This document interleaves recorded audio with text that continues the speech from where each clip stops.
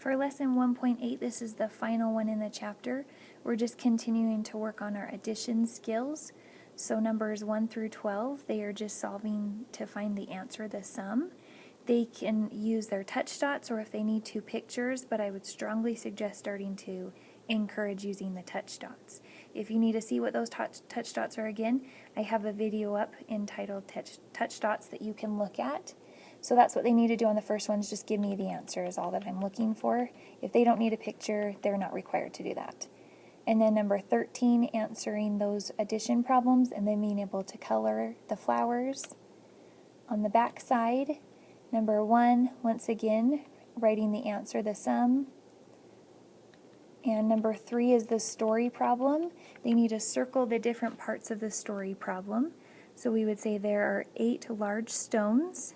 8 is our first part, and 2 small stones. And underline our question, how many stones are there? I always read the problems to the students, so they're not required to read these on their tests. I will read it to them. But if they can circle the parts, it will help them to write their problem.